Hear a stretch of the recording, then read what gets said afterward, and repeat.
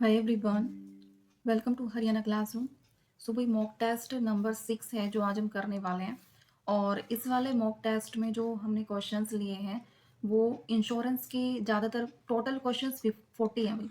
40 में से यानी 30 तो क्वेश्चंस जो है इंश्योरेंस के लिए हैं, यानी जिसके जो सिलेबस के अंदर दिया गया है इंश्योरेंस एजेंट वगैरह जो होते हैं, तो वो अलग से जो क्वेश्चंस बनते हैं उस टॉपिक से ये वाले लिए गए हैं। प्लस में कुछ क्वेश्चंस, ये 10 क्वेश्चंस जो है किसके लिए गए हैं, रूरल मार्केटिंग के जो है वो लिए गए हैं। तो इसमें वही ये वाली जो है ये वाला मॉक टेस्ट बिल्कुल भी स्किप मत करना।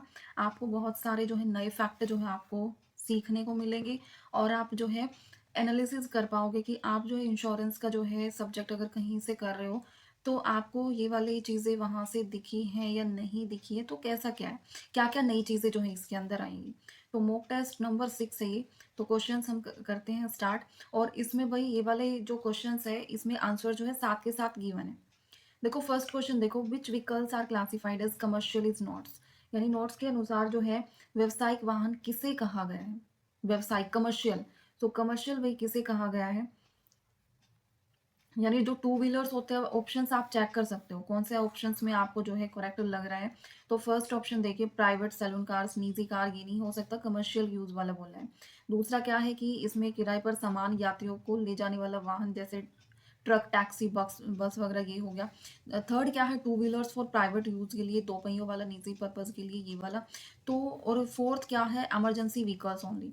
सो इमरजेंसी व्हीकल्स ओनली ये वाला नहीं हो सकता, ठीक है, ये वाला तो बिल्कुल नहीं हो सकता। और प्राइवेट यूज के लिए और ये वाला तो नहीं हो सकते। कमर्शियल यूज मीन्स जो पैसेंजर्स तो सबके लिए जो है। सो ऑप्शन नंबर बी क्या हो जाएगा, इसमें करेक्ट हो जाएगा। सो इसमें कंफ्यूज होने वाली जरूरत है ही नहीं। उसके बाद देखिए क्या है क्वेश्चंस, यानी what happen to premium if policy holder has 5+ years NCB, non claim bonus, ये जो है इसकी फुल फॉर्म है। तो इसमें पूछा गया है कि यदि पॉलिसी धारक के पास 5 वर्षों से अधिक एनसीबी हो तो प्रीमियम कितना कम जो है मिलता है, उसमें डिस्काउंट जो है वो होते हैं ना। सो 5 years प्लस की बात हो रही है। अगर आपने जो है, मैंने उसमें भी करवाया है बैच वाले उस बैच वाली जो क्लासेस है उसमें ये वाला टॉपिक मैंने कराया भी है कि इसमें जो है 5 years प्लस अगर होगा, थ्री ईयर्स तक होगा तो कितना क्या डिस्काउंट जो है होता है। सो इसमें 5+ years की जो बात बोल रही है, सो 50% जो है इसका हो जाएगा। उसके बाद नेक्स्ट क्वेश्चन क्या है, इसमें देखो, इनमें से विच of the following is true about compulsory third party cover.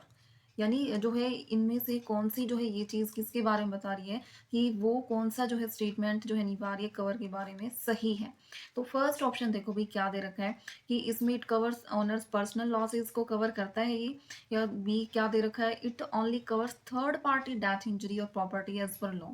या मैकेनिकल रिपेयर्स के पे करता है, या always cover goods carried in vehicle, ये वाला। सो इनमें वही बात हो रही है, किसकी बात हो रही है, कंपलसरी थर्ड पार्टी कवर की बात हो रही है। तो इसमें पर्सनल लॉसेज या मैकेनिकल रिपेयर्स के लिए या कैरिड इन व्हीकल्स के लिए जो है ये सारे ऑप्शन तो सही नहीं होंगे। बात हो रही है कि ये कवर करता है ओनली, क्या कवर करता है, it covers only third party damages, उसमें चाहे इंजरी हो रही हो या उसमें डेथ प्रॉपर्टी से रिलेटेड कोई भी कुछ भी हो रहा हो, तो वो वाला ऑप्शन क्या रहेगा, सही रहेगा। अब देखते हैं भाई क्वेश्चन नंबर 4 देख लेते हैं, साथ के साथ करते जाओ, टाइम ज़्यादा नहीं लगने वाला है। कौन सा डॉक्यूमेंट जो है प्रूफ है that vehicles has a statutory insurance as per section 147 जो है सब सेक्शन 3 के अकॉर्डिंग बताना है। सो कौन सा है भाई इसमें से, इसमें जो इंश्योरेंस सर्टिफिकेट जो होता है ना वो इसमें वो डॉक्यूमेंट प्रूफ जो है होता है इसके अंदर, ठीक है। तो वो वाला इसके अंदर हो जाएगा। सो ऑप्शन नंबर बी क्या हो जाएगा, करेक्ट हो जाएगा, इंश्योरेंस सर्टिफिकेट। नेक्स्ट क्वेश्चन क्या है, नेक्स्ट देखो भाई, वो नॉर्मली टेक्स फ्लाइट इंश्योरेंस, यानी इनमें से कौन सा हो जाएगा, यानी इंपोर्टर और एक्सपोर्टर, यानी आयातक और निर्यातक जो है इसमें वो हो जाएगा, ठीक है। यानी इंपोर्टर एक्सपोर्टर जो है वो लेते हैं फ्लाइट इंश्योरेंस ताकि जो गुड्स को प्रोटेक्ट कर सके, किस कब प्रोटेक्ट कर सके, ट्रांजिट के टाइम पे, ठीक है। तो ये वाला सही हो जाएगा। उसके बाद या इनमें से which one is loss covered in motor out damages example in notes, ये वाला। यानी नॉट्स में मोटर के जो आउट डैमेजेस उदाहरणों में से कौन सी हानि कवर है, इसमें कौन सी कवर होती है भाई, मोटर्स आउट डैमेजेस से रिलेटेड है। तो फर्स्ट ऑप्शन देखिए, यानी सामान्य घिसावट, यानी damage due to normal wear and tear. दूसरा क्या है, damage due to explosion engine का या रूटीन सर्विसिंग कॉस्ट, ये। तो इसमें कौन सा हो जाएगा, अभी मोटर वाले की बात हो रही है, सो खुद का ही जो है इसमें क्या हो जाएगा, यानी डैमेज ड्यू टू एक्सप्लोजन जो है इसका सही जवाब हो जाएगा। यानी विस्फोट जैसी अचानक घटना कवर होती है इसमें, सारी जो भी है सडन इवेंट्स जो हो जाते हैं वो इसमें क्या हो जाएंगे, कवर हो जाएंगे। उसके बाद नेक्स्ट क्या है कि यदि एजेंट द्वारा प्राप्त प्रीमियम को कंपनी में जमा करने में देरी हो जाती है, ठीक है, जो वो है डिपॉजिट करने में प्रीमियम, तो वो उसमें लेट हो जाता है, तो कितने समय के भीतर जमा कराए करना चाहिए, तो वो बताना है, ठीक है, तो वो बताना है। सो इसमें कितना हो जाएगा, ऑप्शन नंबर क्या हो जाएगा इसमें 24 आवर्स, यानी एजेंट को must deposit collected premium within 24 hours जो है इसका सही हो जाएगा। नेक्स्ट क्या है इसमें, इनमें से कौन सा जो है ट्रू है, अबाउट ड्राइविंग लाइसेंस फॉर क्या है 50 cc व्हीकल्स वाला है, ठीक है, ये तो क्या हो जाएगा इसमें, तो जो 16 ईयर्स के ना वो इसको चला सकते हैं, ठीक है, इससे अगर कम हो तो। नेक्स्ट देखो भाई क्या है, if owner of it is for comprehensive policy which of these benefit will he get compare to third party only. यदि मालिक व्यापक पॉलिसी लेता है और उसे जो है थर्ड पार्टी पॉलिसी की तुलना में कौन सा लाभ मिलेगा उसको वो बताना है। सो कौन सा मिलेगा, ओनली थर्ड पार्टी कवर होगी, या उसमें जो है व्हीकल डैमेजेस भी कवर होगा और थर्ड पार्टी भी कवर होगी, या ओनली पर्सनल एक्सीडेंट कवर होंगे, या नॉट कवरेज एट ऑल। इसमें क्या होगा, ऑप्शन नंबर बी सही हो जाएगा, जिसमें व्हीकल डैमेजेस भी कवर होंगे प्लस में थर्ड पार्टी कवर का वो भी सब इसमें मिलेगा। उसके बाद नेक्स्ट क्वेश्चन क्या है कि इसमें जो है इंश्योरेंस एजेंट जो है is defined under which section of insurance act 1938, कौन सा सेक्शन है वो, सेक्शन नंबर कौन सा हो जाएगा 210, यानी बी ऑप्शन क्या हो जाएगा, सही हो जाएगा। उसके बाद नेक्स्ट क्या है, इनमें से कौन सी अथॉरिटी जो है issue license to insurance agent in India, कौन सी अथॉरिटी वही इशू करती है इसमें से, ये आपको देखना है कौन सी करती है, IRDAI, कौन सा IRDAI जो है वो इसको करता है, जो रेगुलेट करता है इंश्योरेंस इन इंडिया। उसके बाद मिनिमम एज पूछ रखी है, required to become an insurance agent कितनी होनी चाहिए भाई, जो है मस्ट बी जो है 18 ईयर्स जो है होनी चाहिए, इतनी तो होनी चाहिए। उसके बाद नेक्स्ट क्वेश्चन क्या है कि यदि इलाके की जनसंख्या इफ जो है area population is more than 5000, 5000 से ज़्यादा है, तो minimum educational qualifications to apply as agent कितनी क्या होगी। सो इसमें क्या हो जाएगा, required in areas with population जो है ग्रेटर देन 5000 कितनी हो जाएगी, 12th जो है होनी चाहिए, इतनी क्वालिफिकेशंस जो है होनी चाहिए।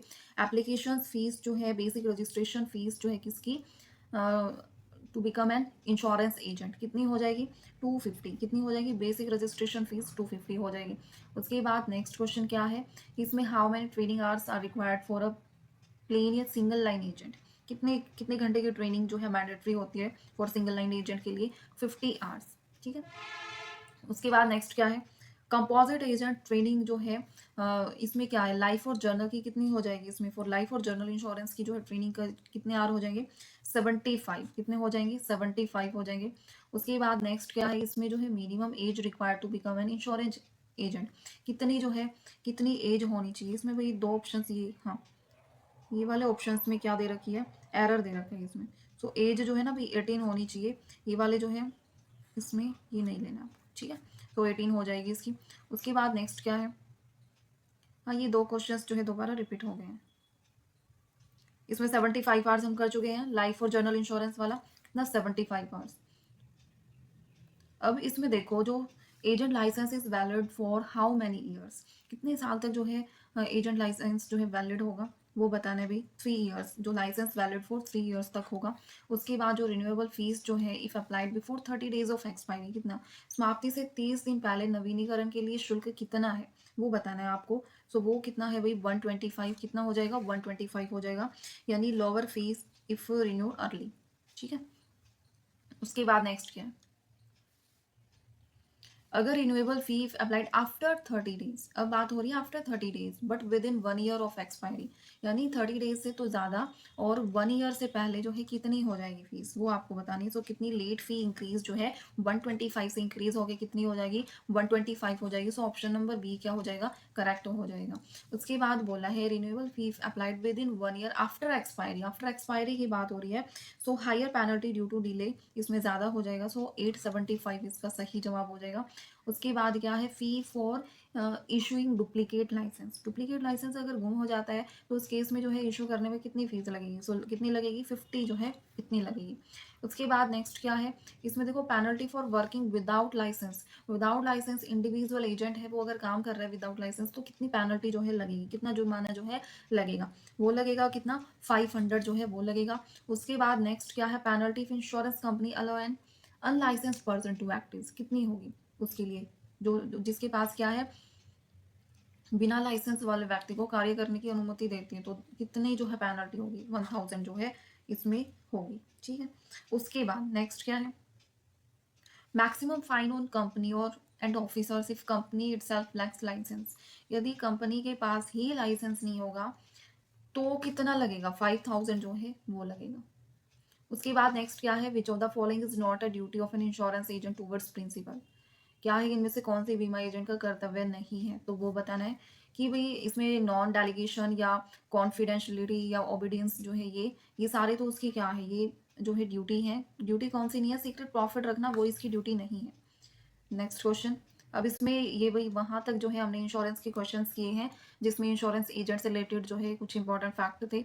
अब जो है क्या है, रूरल मार्केटिंग के क्वेश्चंस, इनमें से कौन सा जो है रूरल कम्युनिकेशन चैनल जो है कौन सा है वो बताना है।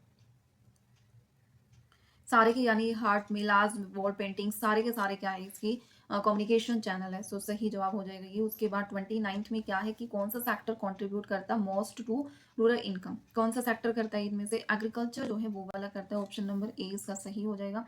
उसके बाद नेक्स्ट क्या है कि rural consumers usually purchase goods in, bulk में खरीदते हैं ऑनलाइन या imported from A small quantities, कैसे खरीदते हैं वो, स्मॉल क्वांटिटीज में खरीदते हैं। उसके बाद नेक्स्ट क्वेश्चन क्या है, इनमें से कौन सा जो है रूरल मार्केटिंग स्ट्रेटेजी है, low cost packaging, word of mouth promotion, personal selling या कौन सा है, तो इसमें ऑल ऑफ द अबव सारी की सारी जो है उसकी स्ट्रेटेजी है।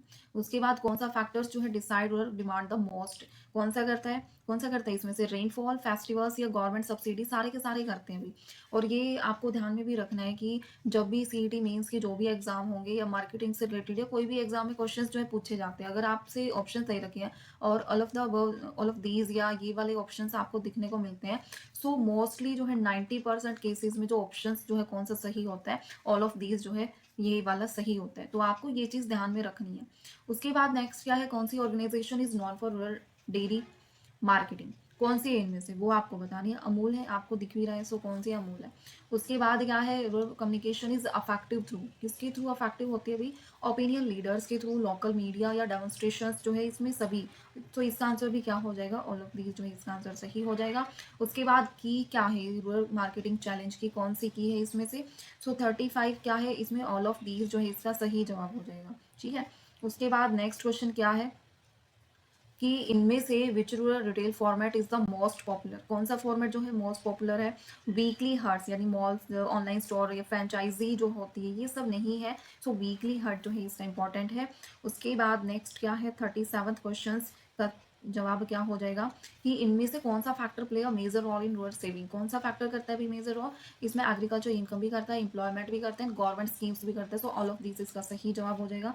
उसके बाद नेक्स्ट क्वेश्चन क्या है, इनमें से मोस्ट इफेक्टिव एडवर्टाइजिंग मीडियम जो है विलेज में कौन सा रहेगा, रेडियो, टीवी, वॉल राइटिंग या इंटरनेट, कौन सा, वॉल पे राइटिंग जो है आपने देखा भी होगा दीवारों पे वो एडवर्टाइज कर देते हैं, तो वो वाला जवाब सही रहेगा। ठीक है, अब लास्ट के दो क्वेश्चन बच गए भाई, इसमें देखो क्या हो जाएगा, rural consumers prefer product that कैसा, सिंपल ड्यूरेबल होना चाहिए, एक्सपेंसिव इंपोर्टेड या लग्जरी, कौन सा होना चाहिए, सिंपल होना चाहिए, सिंपल एंड ड्यूरेबल होना चाहिए जो टिकाऊ हो। ठीक है, उसके बाद नेक्स्ट क्या है, इनमें से best way to reach rural women consumer, ग्रामीण महिला उपभोक्ताओं तक पहुंचने का सबसे अच्छा तरीका कौन सा है, कौन सा है भाई सबसे अच्छा तरीका, सेल्फ हेल्प ग्रुप यानी सोशल मीडिया या अर्बन रिटेल शॉप, ये है ऑप्शन, ये तो नहीं होंगे, सो सेल्फ हेल्प ग्रुप जो है इसका सही जवाब हो जाएगा। ठीक है, तो भाई ये टोटल 40 क्वेश्चंस जो है हम अटेम्प्ट कर चुके हैं, 40 क्वेश्चंस में से जो है 27 प्लस जो है क्वेश्चन इंश्योरेंस के किए हैं, जिसमें एजेंट से रिलेटेड जो है उसकी जो है क्या उसकी क्वालिफिकेशंस या क्वालिटीज से रिलेटेड क्वेश्चंस थे, प्लस में क्या है रूरल मार्केटिंग से रिलेटेड जो है 10 प्लस क्वेश्चंस थे, तो इतने सारे क्वेश्चंस हमने जल्दी कंप्लीट कर लिए। तो ऐसे ही अपना बीच बीच में अपना रिवीजन करते रहो जो भी आपको मिल रहा है। ठीक है, तो भाई कोई भी डाउट हो कमेंट में पूछ लेना, बाकी करते हैं सेशन के